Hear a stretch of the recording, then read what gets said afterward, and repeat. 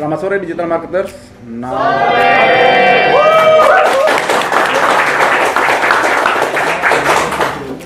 Now you're watching Inbound ID sharing session. Kali ini episode ke-24. Saya Kakak Aditya yang akan jadi host untuk sore ini nih. Episode kali ini sangat spesial sih menurut saya, karena kita punya kesempatan ngobrol dan belajar langsung dengan CEO Eskom, yaitu Pak Italo Gani. Terima kasih banyaknya sudah menyempatkan waktunya di tengah kesibukannya untuk sore ini datang ke kantor Inbound untuk sharing session sama kita nih. Tema, karena ini edisi spesial, temanya juga cukup spesial nih. Temanya cukup berat lah ya, lumayan ya. Tema sore ini adalah Building a Data-Driven Business in Indonesia. Di tema kali ini kita akan bahas bagaimana sebuah perusahaan atau bisnis mengolah dan memanfaatkan data dalam setiap menentukan kebijakan bisnisnya.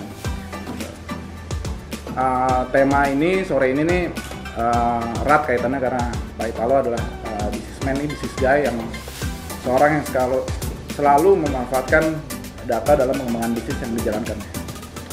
Beliau ini juga terkenal jeli untuk melihat peluang bisnis serta ahli dalam menentukan strategi bisnis yang didasarkan pada data dalam mengembangkan bisnisnya.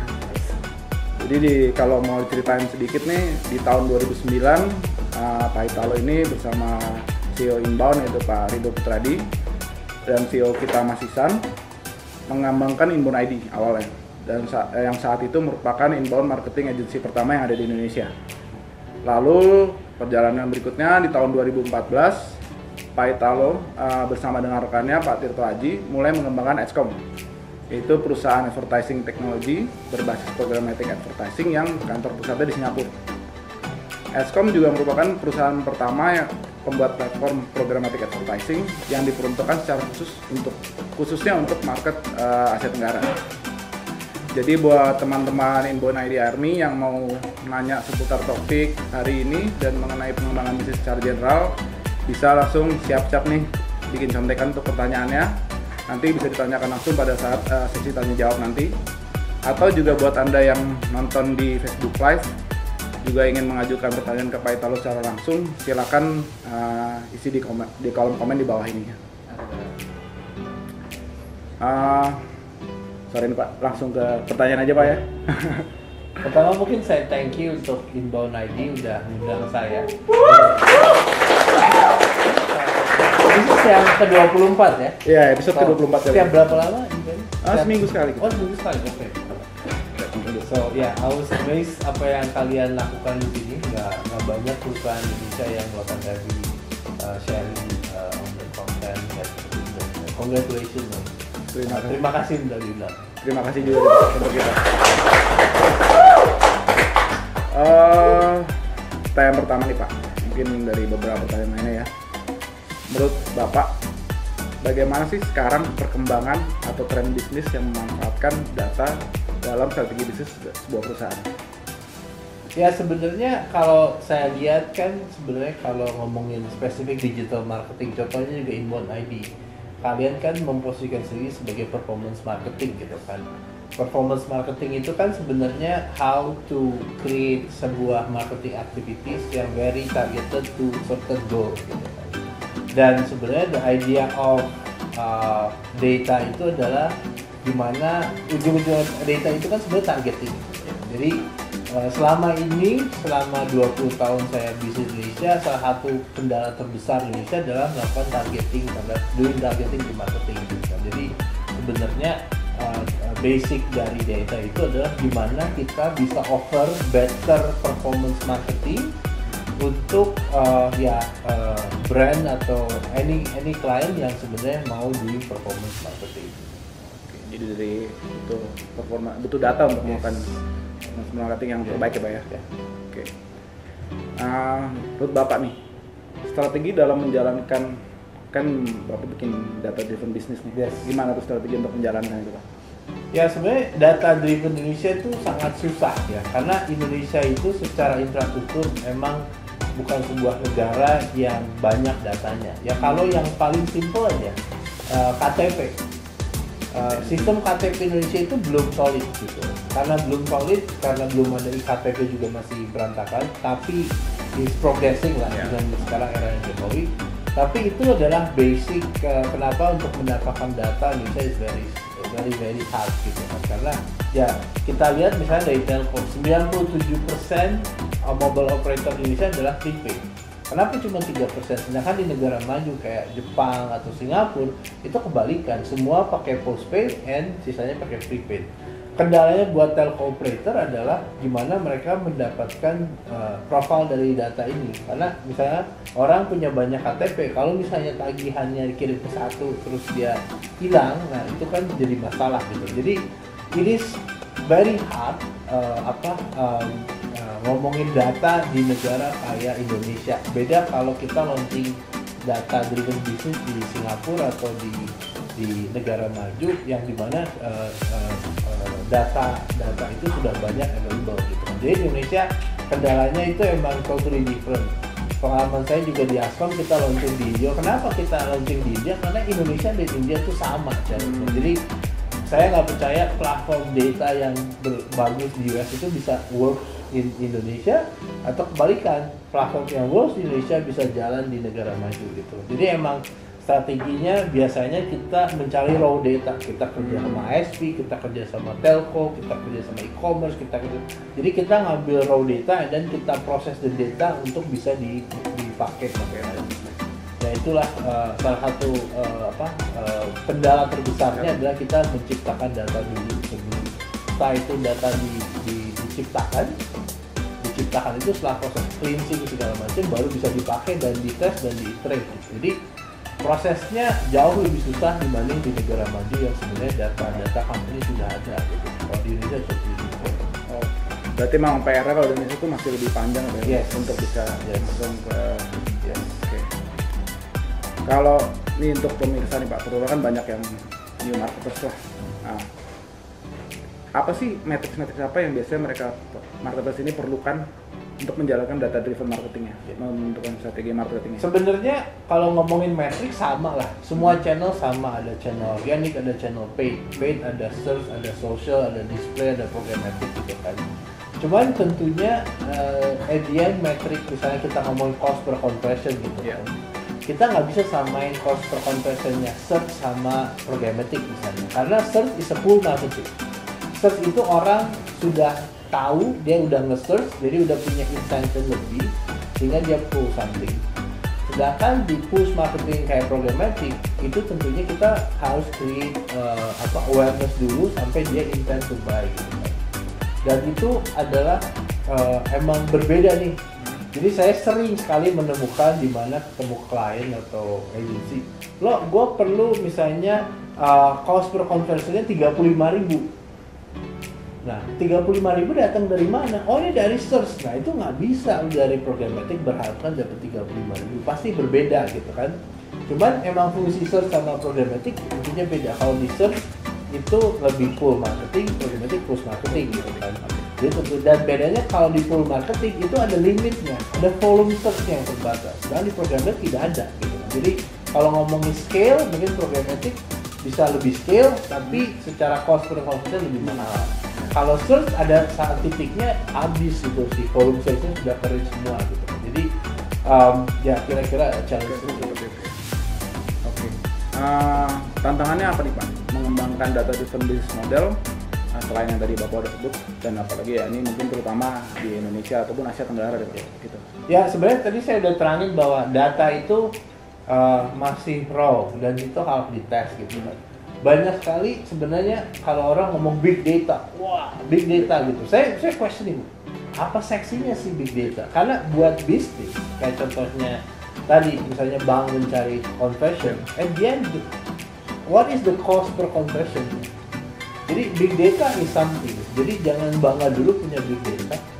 Terus karena big data itu big noise, at the end kita cuma perlu very targeted. Nah, the challenge is how from this data kita bisa mendapatkan satu granular of data yang sebenarnya related to our target market. That's actually the biggest challenge. Karena kalau kita punya big data tapi kita targetingnya nggak ada atau asal-asalan, akhirnya kita nggak pernah bisa kali ini. Jadi challenge terbesar sebuah perusahaan big data itu adalah membuat granular audience gitu. Dan audience itu adalah gimana kita bisa merelate tadi gitu. Jadi itu salah satu challenge saya utama di Indonesia. Dan jujur challenge yang kedua mungkin yang ini lebih basic infrastructure adalah talent. Di Indonesia itu saya bisa bilang sangat sedikit ada data scientist karena Indonesia bukan negara yang terkenal sama data processing juga. Jadi masalahnya mungkin ada tapi belum punya pengalaman. Ada mungkin orang Indonesia yang pernah kerja di luar, balik Indonesia, and then they have an experience. Tapi di sini data scientist, karena data scientist itu actually they need experience to create algorithm untuk memproses data. Nah itu salah satu kendala yang sangat sering didengar di market. Lo cari dua data scientist itu udah hal yang sangat banyak. Dan sebenarnya ya negara kayak India, Vietnam, Rusia itu terutamanya di Silicon Valley banyak ya. Itu banyak data scientist dan data scientist is actually very expensive kalau di US, makanya banyak masuk ke negara India, Vietnam atau Rusia. Tapi di sini secara infrastruktur udah mencukupi, memadai belum untuk bikin buat data bisnis gitu? Ya masih ada kendala tapi secara infrastruktur sudah getting better lah, sudah banyak cloud and data center getting better and better. Tadi kan Pak Italo udah ngebahas banyak nih seputar bisnis, dan sekarang mungkin dari teman-teman Inbound ID ada pertanyaan yang mau langsung disampaikan. Silakan. Gak usah nanyain masalah data, masalah bisnis juga boleh Ya. Masalah historinya Inbound juga boleh. Halo, Pak Italo. Ya. Saya Indra. Data teknik di UID. Tadi yang tadi Pak Italo jelaskan adalah ekspor bekerjasama dengan company dengan mendapatkan raw data. Ya. Raw data itu juga dan cleansing, kemudian dites, kemudian baru kita dapat data yang dari kita. Kalau pertanyaannya adalah dari sisi data itu nggak jauh dari validation.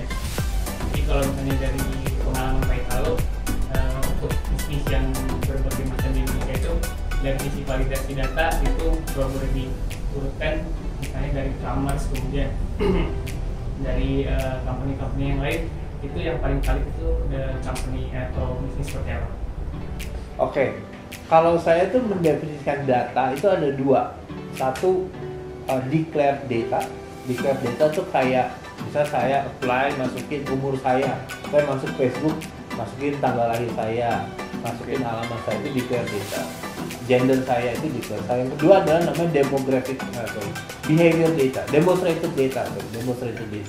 Demonstrated data itu adalah based on how I demonstrate. Let's say kalau saya masuk ke Tokopedia, saya browsing kemana, that's actually how they demonstrate. Itu data behavior saya sendiri. Nah, saya percaya di Indonesia declared data itu kurang bagus gitu kan. Karena ya kadang orang suka ngasal, kayak contohnya mobile operator kan masukin data tuh yang apa? 333 begitu pengaktifan ya. 444 itu kan suka ngasal masukinnya. Itu declare data.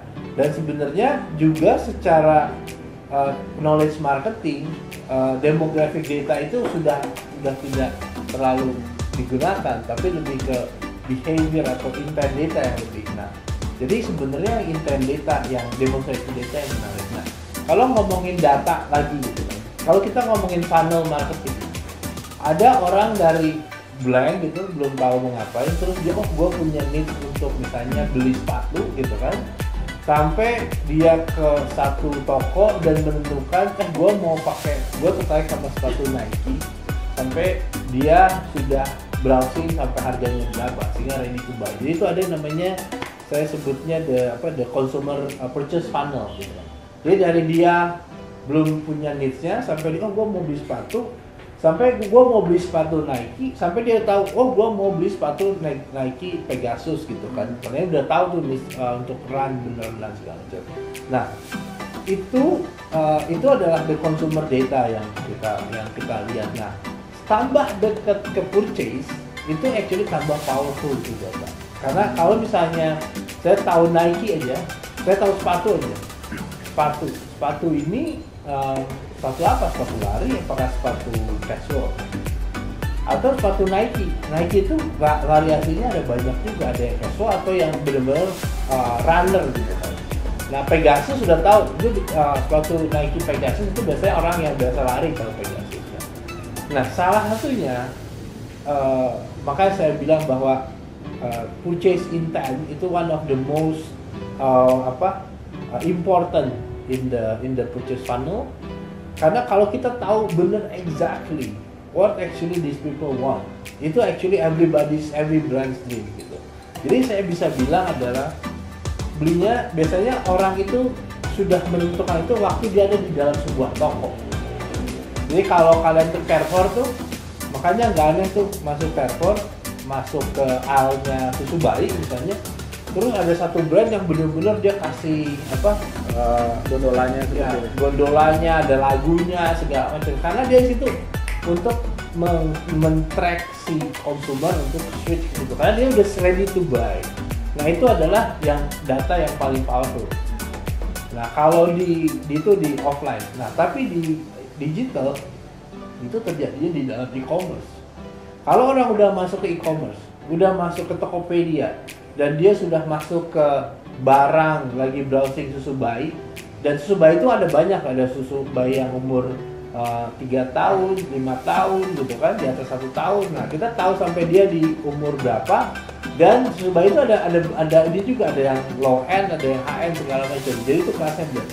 As detail as possible, as detail as deep as we have, actually that's the data more powerful. Jadi jujur, e-commerce kalau menjawab pertanyaan Anda, e-commerce is very important. Karena di situ kita tahu orang punya needs-nya. Yang menarik dari purchase intent tadi, itu adalah intent itu very time sensitive.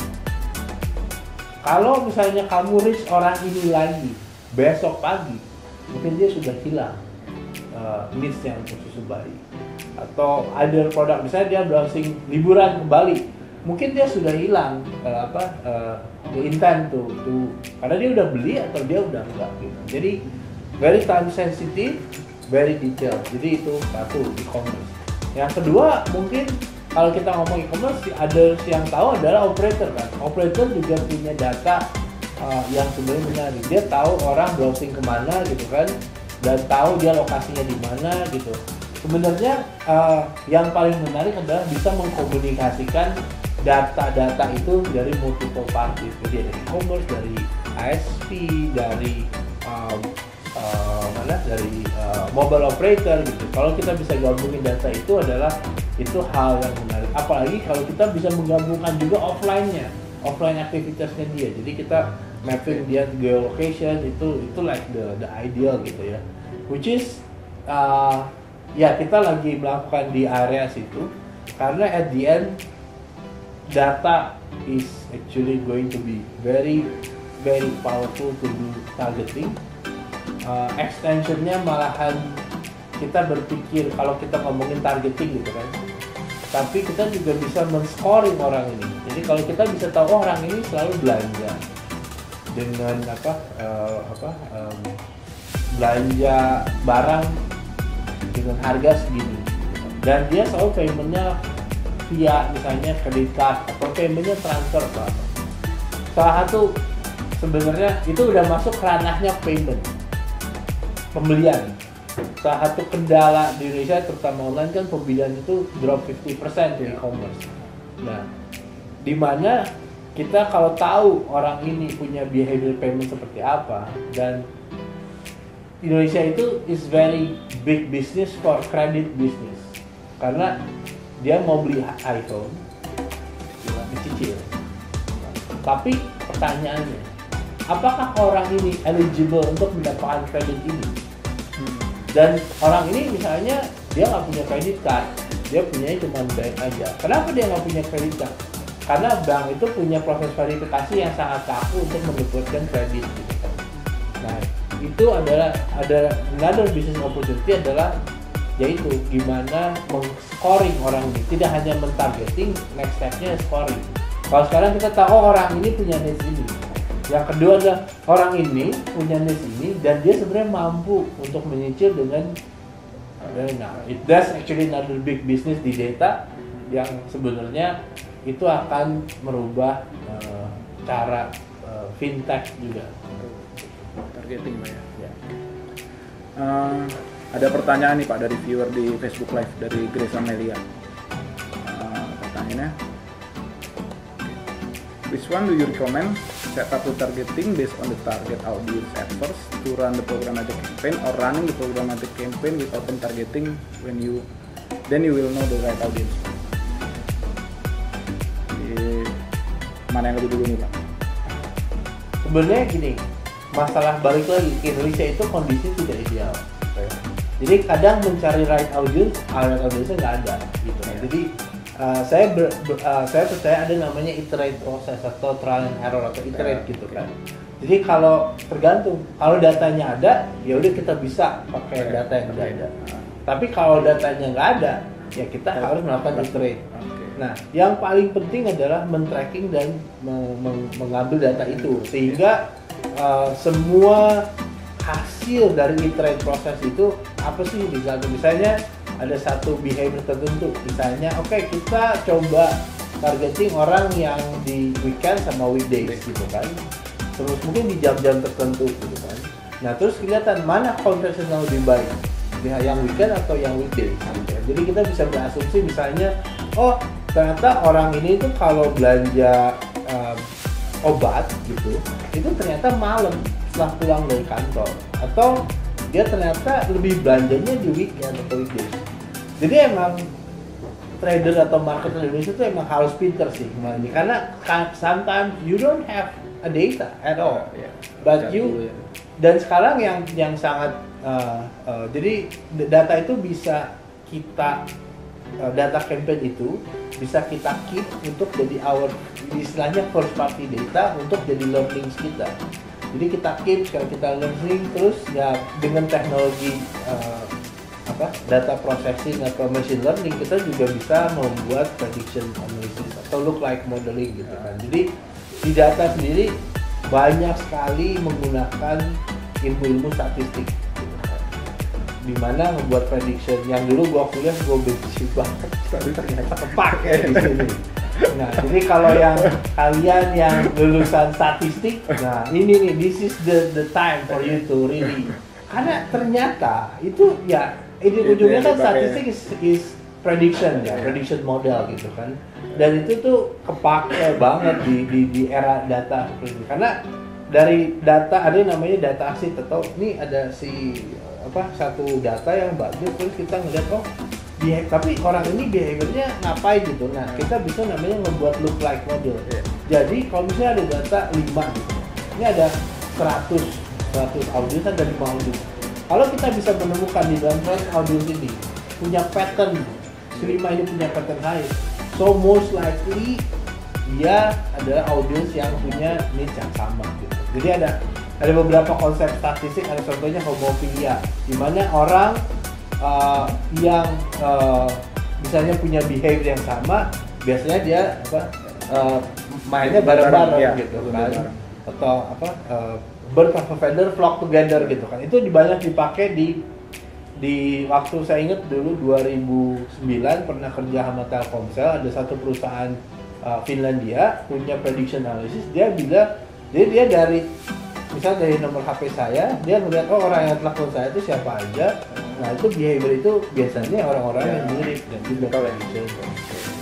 Jadi menjawab pertanyaan Grace tadi, ya harus tes. Kalau saya sih banyaknya bilang harus banyak tes, karena the privilege untuk Indonesian marketer punya data ready itu tidak ada. Jadi jangan samain marketer Indonesia sama marketer Singapura. Lu bawa digital marketer bagus di Singapura, bawa ke sini bisa nangis, adanya dia komplain, nggak ada data gitu kan. Emang ada data gitu, tapi orang Indonesia tuh hebat, they will survive. I don't know how, but we can adapt in any situation. Ya, itu hebat orang Indonesia ya tadi. Untuk teman-teman Inbound ID Army sendiri ada pertanyaan lagi nggak nih? Ada yang mau nanya lagi? Oh, Dali tuh.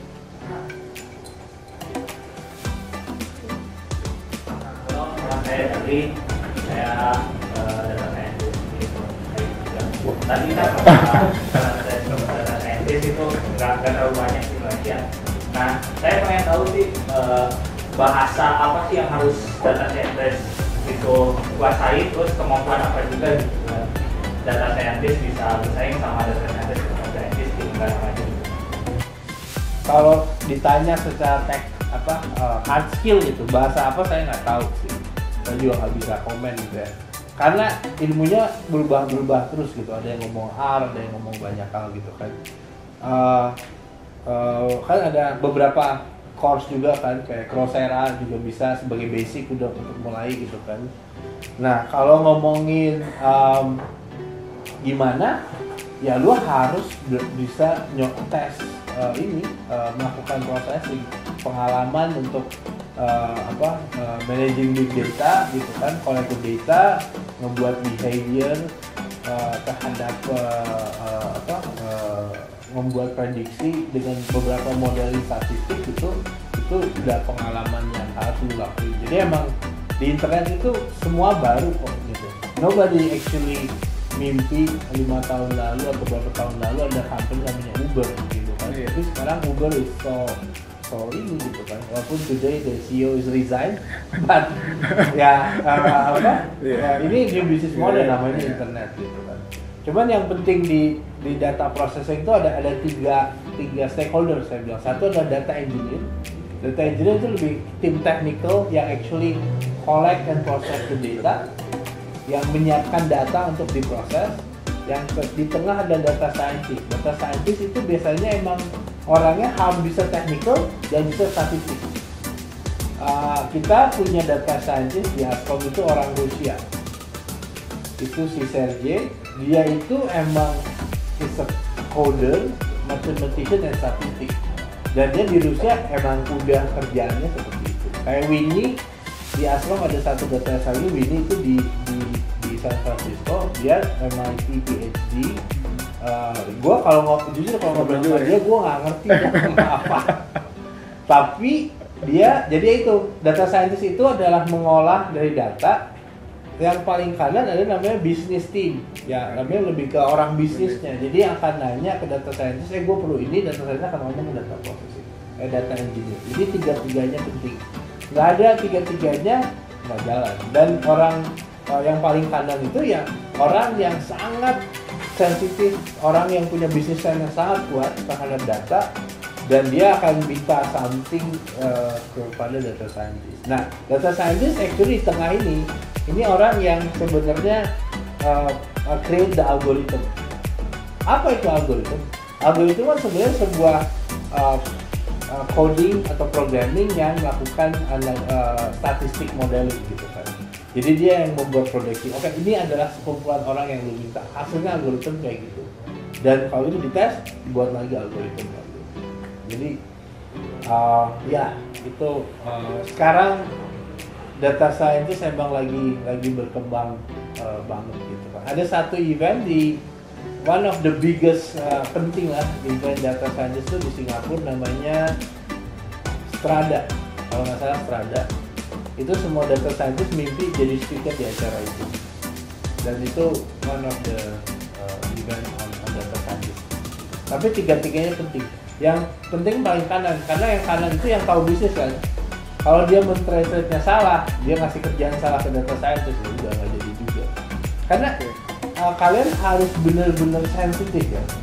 Data itu investasinya besar. Yang dicari adalah business impact ya. Orang bisnis itu nggak peduli, gue nggak peduli data science dari Rusia, I don't really care. Gue perlu business impact. Nah itu yang kalian harus sangat sensitif. Business impact is something very important. Ada pertanyaan lagi dari teman-teman Inbound ID? Oke. Nah, sebentar Pak, coba juga teman-teman yang di Facebook Live, kalau misalnya mumpung ada pertanyaan ini sekalian nanya juga lagi sekalian di komennya. Gak usah pertanyaan teknikal juga boleh. Nama saya Jafar. Mau nanya mungkin ini lebih ke bisnis. Kira-kira kalau untuk di saran Bapak sendiri, apa mungkin sharing kalau untuk kita mulai sebuah bisnis atau sebuah startup gitu, kira-kira apa sih yang ngebedain kalau kita tuh harus bootstrapping atau harus cari investor gitu? Terus boleh nggak sih cerita sedikit tentang proses environment investasi itu di Indonesia itu seperti apa sih sekarang gitu? Kan kita kalau melihat kayak beberapa e-commerce ada yang kayak bakar uang yang kita kayaknya nggak melihat nih ujungnya itu di mana sih sebenarnya mereka tuh untungnya kira-kira kapan dan gitu, atau mungkin beberapa startup lainnya. Nah itu boleh nggak sih cerita sedikit gitu di environmentnya di Indonesia itu sekarang seperti apa sih? Nah ini baru pertanyaan gua banget. Ya karena ya I built many companies so sebagai startup sebenarnya ide bisnis is ide bisnis yang paling penting karena kalau lu nggak punya bisnis ya you cannot. Dan ide bisnis itu keluar dari diri lu yang biasanya lu udah punya pengalaman sebelumnya yang dia tuh ada masalah.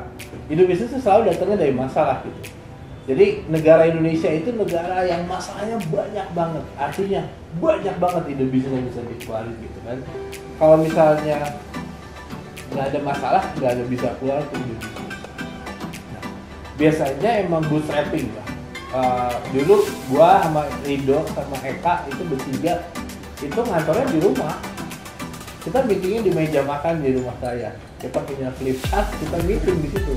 As ekstrim terus masuk Isan, gue seneng banget dapet kantor di kos-kosan gitu kan. Tapi ya emang that's how it grows gitu kan. How the company grows dari 3, 5, 10, 50, 70, 80 gitu kan. It grows like that gitu kan. Dan biasanya gue fokus di core produknya dulu. Jadi banyak orang yang udah kita, jadi salah satu gayanya saya adalah saya tuh kayak orang finance-nya tuh ya udah. Jadi kalau biasanya nanti setelah company udah 2 tahun, 3 tahun orang finance masuk tuh baru wah berantakan banget finance-nya. Emang by design karena gue nggak mau investasi di situ hire orang finance yang itu, karena menurut gue kalau produknya belum jelas bisa mati kan. Company nggak usah terusin nggak apa-apa gitu. Jadi fokus di core product value. For how to make sure that produk kita bagus adalah kita lihat repeat apa enggak sih.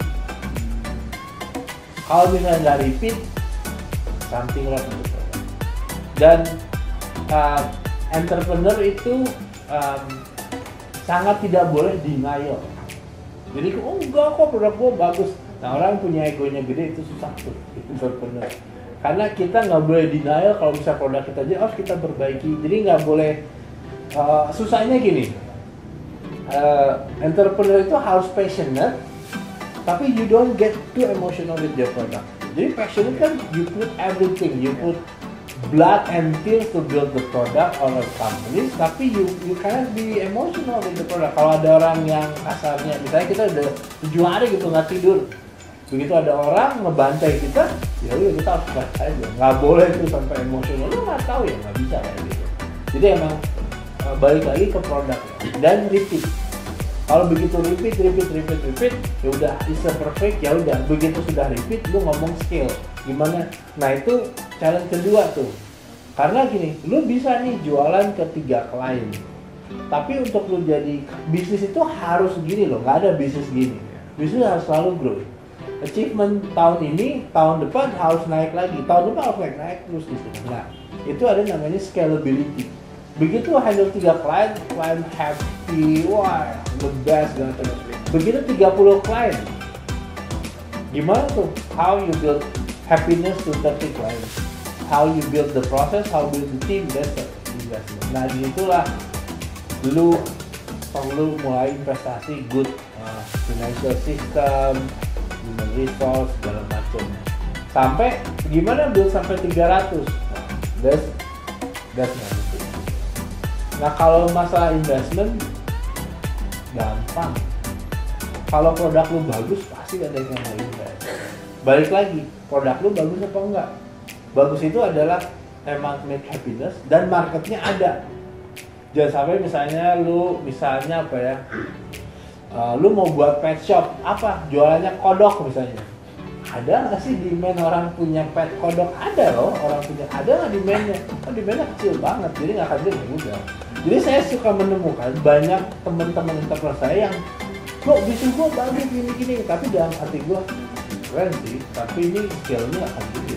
Jadi ya bisnisnya akan segitu aja, nggak akan jadi gede. Tapi apakah dia seorang entrepreneur sukses? Sukses. Tapi ya dia akan dipatok di satu scale tertentu gitu. Nah kalau ya balik lagi, sebenarnya kalau kita ngomong zaman sekarang ya venture capital, media make it so hype, padahal sebenarnya sama lah kayak kita jualan nasi goreng di corner sana sama kita pitch ke venture capital. Do you have the product? Is it good product? Scalable product gitu kan? Dan bisa diimplementasi di Indonesia gitu kan? This is very easy. Nah kalau ngomongin iklim investasi, emang 2 tahun terakhir investment di e-commerce itu, bukan di e-commerce, di tech itu lagi rada goyang gitu kan. Tapi ini happen di seluruh dunia, di Amerika terjadi, di mana, di India juga, di China juga sama di Indonesia. Tapi Indonesia tahun depan akan getting better lah. Nah, paling gampang itu raise yang pertama itu paling gampang.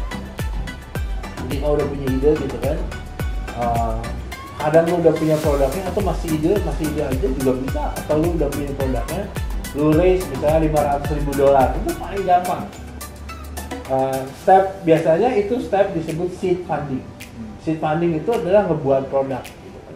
Nah, setelah setahun ngebuat produk, jadi goalnya adalah ngebuat produk. Setahun adalah kita pitching ke Series A investment untuk ngasih lihat demo produk kita.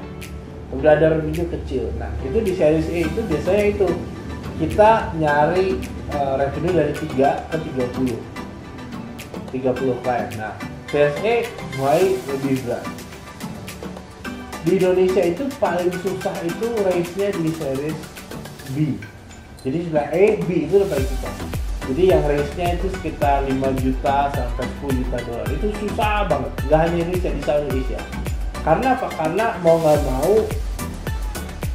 Indonesia market internetnya masih dalam masa bukan kayak di US lah. Jadi belum se-mature US. Jadi sedangkan US investor ya invest di US aja masih oke, why should it go to Southeast Asia? Apalagi ada China, ada India gitu, optionnya banyak gitu. Nah itu yang biasanya Series B itu lebih susah, yang tahun ketiga, tahun keempat itu lebih susah. Nah karena susah, banyak sekali company akhirnya diakuisisi. Itu udah klasik, cerita klasik. Gue mau raise ke venture capital, nggak ada venture capital yang ini, tapi ada big corporation nih yang sudah mulai melirik ke tech company ya.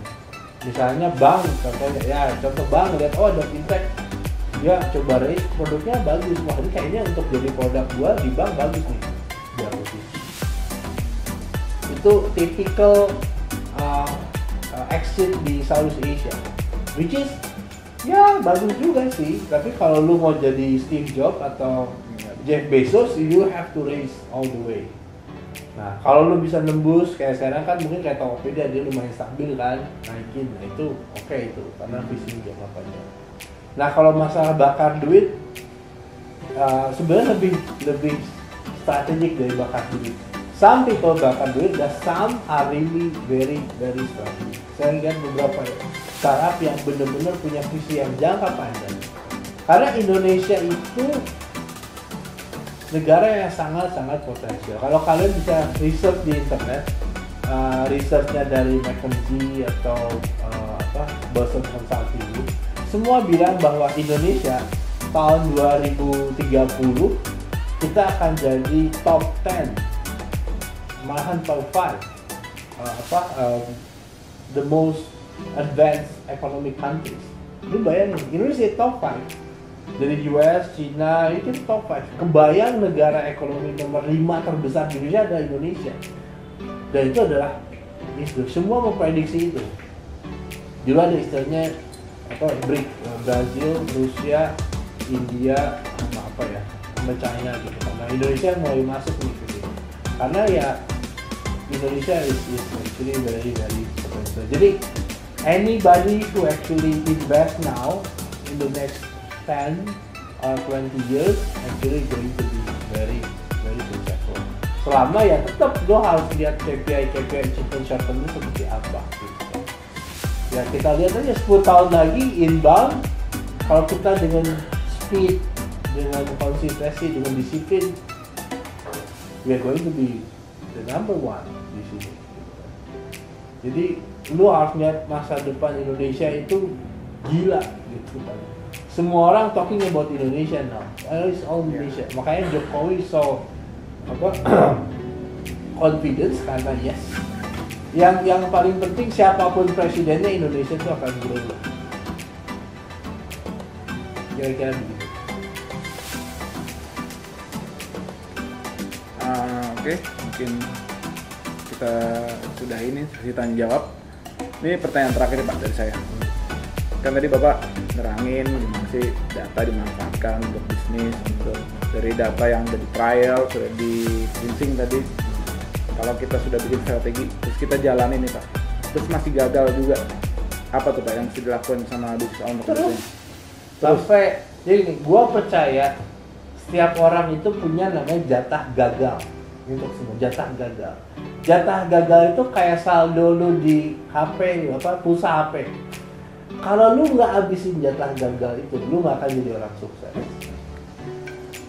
Every success people di dunia itu udah habisin jatah gagal. And I keep making mistake every day. Dan kalau lu takut untuk making mistake atau takut gagal, udah pasti lu nggak akan jadi orang sukses. Karena jatah gagal lu masih ngendep tuh, saldo jatah gagalnya. Jadi jangan kapok lah Pak untuk nyoba ya, untuk terus bangun. And make it as fun as possible. You have to really enjoy the whole process. Jangan jadi stress enggak. Sebenarnya itu harus habisin jatah gagal. Oke, Pak. Ini saya dapat bisikan nih Pak, katanya ada guest star yang mau ikutan nanya di luar nih. Siapa yang tamunya? Siapa yang mau ikutan nanya? Ada tamu undangan katanya, khusus dari teman-teman inbound nih.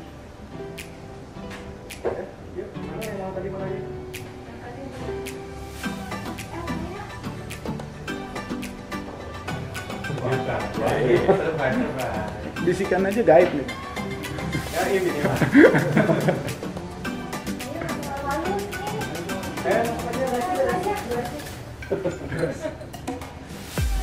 Mana nih?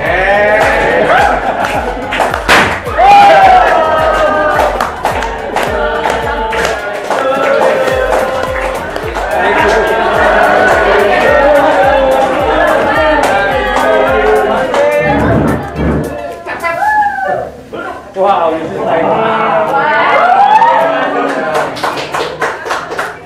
thank you. Gua nggak, thank you. Katanya ulang tahun Pak ya, Sabtu kemarin. Selamat ulang tahun. Oh, thank you. Wah, surprise. Jadi Make quiz lu ya, make quiz ya. Ayo, make quiz.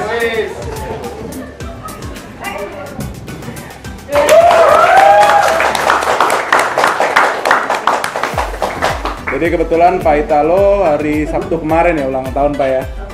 Usia boleh dibocorin Pak? Gini ya, gua nggak tahu, jujur gua nggak tahu. Gua tuh 44, gua nggak tahu. Sekitar ya. Ya sekitar. Ada kan? Ya mau Plus. 17 plus.